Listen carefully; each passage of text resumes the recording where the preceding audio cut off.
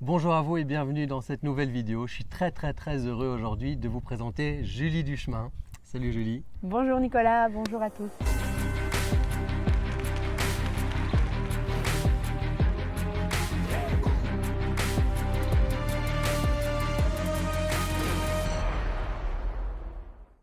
Alors Julie est une entrepreneuse extraordinaire, c'est une déesse de l'amour, c'est une femme entrepreneuse incroyable.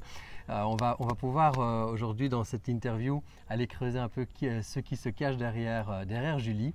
Julie est membre de notre Cercle Impact qui est un cercle d'entrepreneurs où on réunit des gens qui veulent avoir un impact positif dans le monde. Et clairement ta mission est importante pour ça.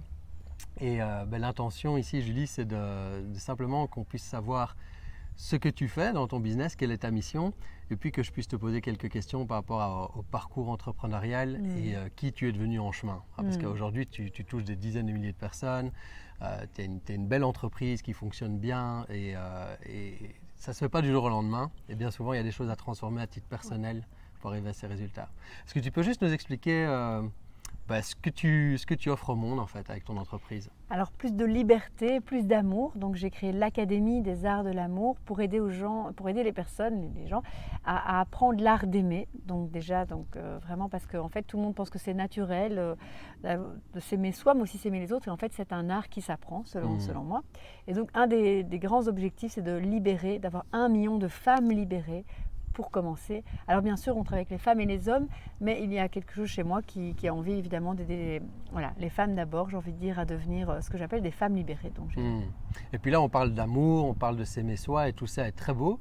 Mais il y a quand même quelque chose qui m'a toujours marqué depuis qu'on se connaît, c'est que tu assumes avec énormément d'élégance un sujet qui est un peu tabou, qui est vraiment la sexualité. Et tu fais des formations aussi sur des sujets qui sont parfois difficiles à parler quand on est autour de la table. Donc d'où est venue cette approche de la sexualité et cette position vraiment d'assumer pleinement le plaisir, l'orgasme, la sexualité, tout ça?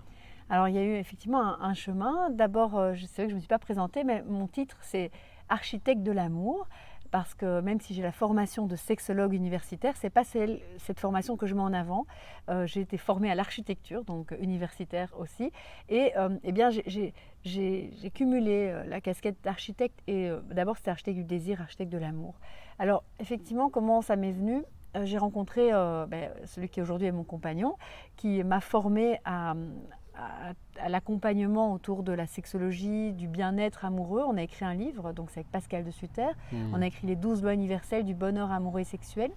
Et bien, je me suis rendu compte qu'il y avait vraiment beaucoup de tabous et que pour moi, c'était comme genre, je crois que j'ai une facilité effectivement, peut-être déconcertante pour certains, qui peut passer pour de la provocation pour d'autres, à parler de ça parce que d'abord évidemment c'est un chemin personnel que j'ai fait dans mon précédent couple aussi, en tant que femme seule, où on passe par plein d'étapes de retrouver ce désir, découvrir le plaisir, l'orgasme, mais pas que, parce que souvent mais du coup c'est réducteur, on dit Julie elle fait l'art de la fellation, alors que moi je comprenais pas ça au début, parce que pour moi j'appelle la fellation un art, parce que je trouve que justement, et je le dis parfois, c'est que le monde ira tellement mieux, je pense qu'on sauvera l'humanité quand les femmes adoreront faire des fellations et les hommes des cunilingus, mais vraiment parce que pour jouir déjà de soi-même, de ce rapport sensuel, de ce rapport très naturel, spontané, mais je ne m'étais pas rendu compte à quel point c'était pas comme ça que le monde voyait ça. Oui, c'est sûr. Et que du coup, on a repris les choses un peu dans l'ordre et on a commencé par l'idée d'être une femme épanouie. Ça fait moins peur.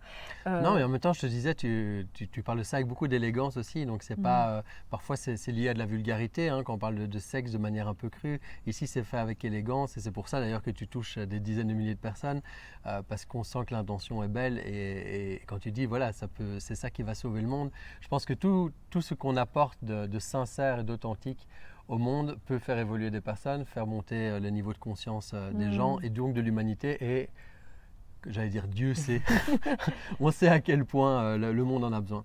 Alors, Juste un petit mot rapide sur, tu sais, cette période de transition que tous les entrepreneurs connaissent, hein, pour la plupart en tout cas, de se dire, voilà, j'étais dans un certain modèle de vie, et puis virage à 180 degrés, j'entreprends, je crée ma boîte, j'écris des livres. Comment ça s'est passé pour toi, cette transition-là? Un petit mot, je vais le faire rapide. En fait, j'avais déjà un pied dans le fait de former dans mon domaine. Donc, j'étais fonctionnaire, architecte et pas très heureuse. Effectivement, je me voyais pointer tous les jours, mais je donnais des formations.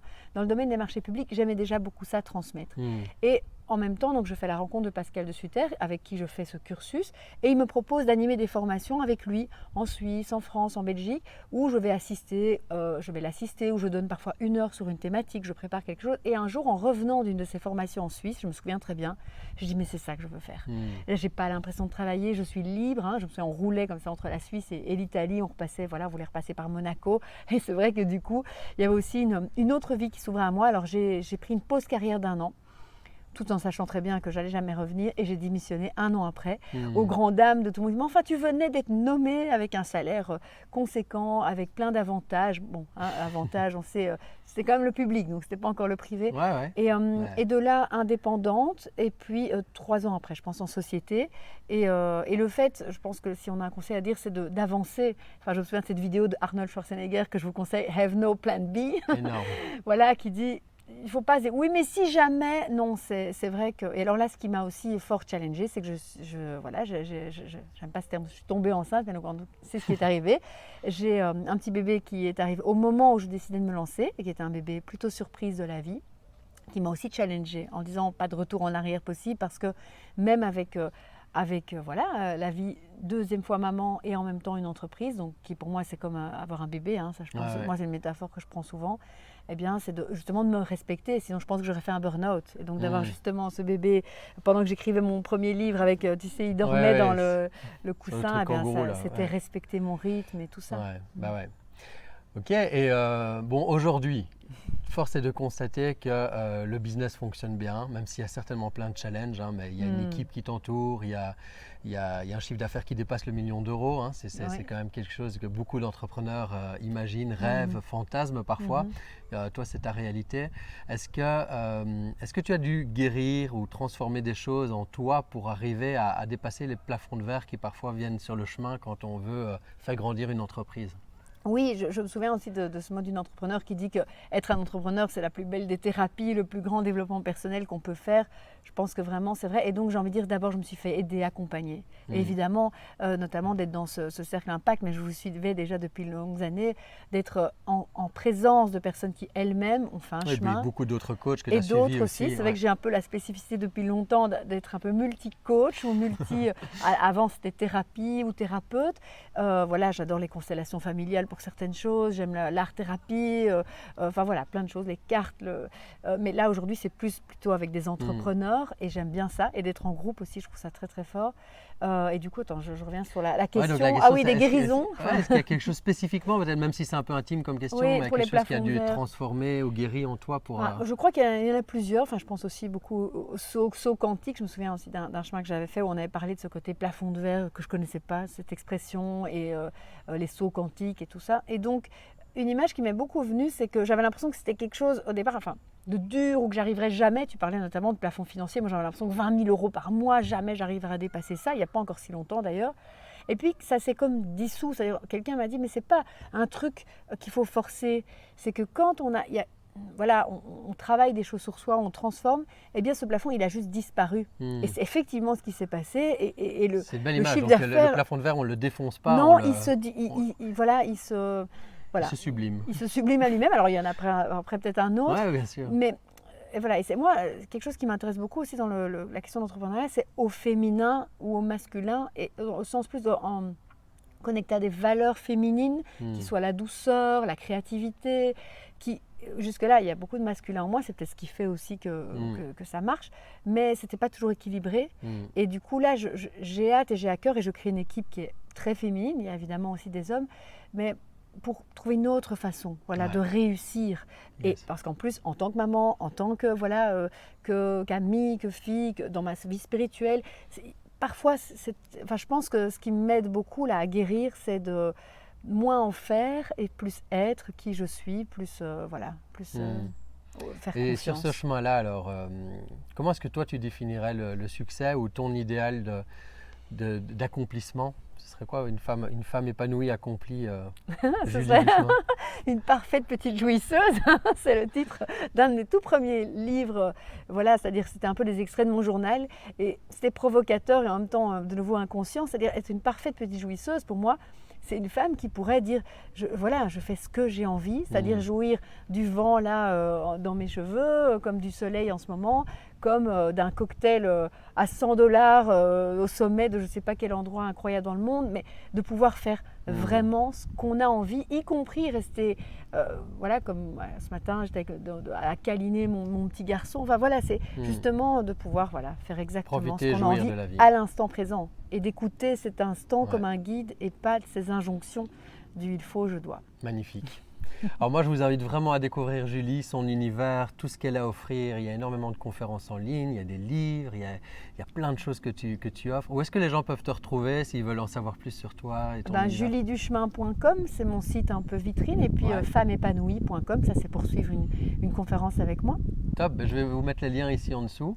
Et puis comme ça, si vous voyez apparaître une conférence à un moment donné, inscrivez-vous, profitez de cet univers-là pour jouir de la vie. C'est tellement important quand on entreprend, parce qu'on a tendance parfois à se dire, enfin moi je me dis, je bosse, j'avance, je bosse, et puis de temps en temps on se dit, mais en fait, là je m'ennuie ou je ne suis pas dans mon axe, je m'épuise. Et beaucoup d'entrepreneurs évitent de parler de burn-out, alors qu'en fait ça existe aussi chez les indépendants. Et ça demande de prendre des moments effectivement où on revient à soi, au plaisir.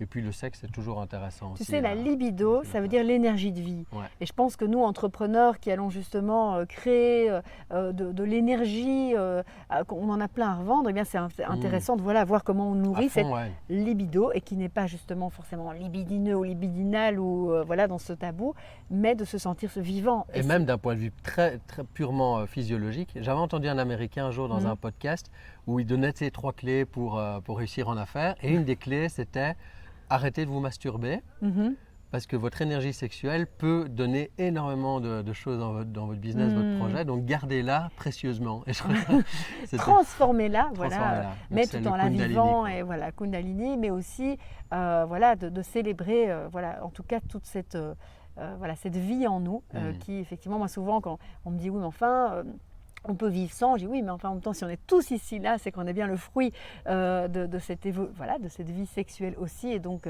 en quoi ce serait quelque chose qui ne ferait pas partie intégralement de nous et aussi de notre business. Donc peut-être vous allez découvrir des merveilleuses façons d'encore plus être créatif, entrepreneur grâce à votre énergie à vous.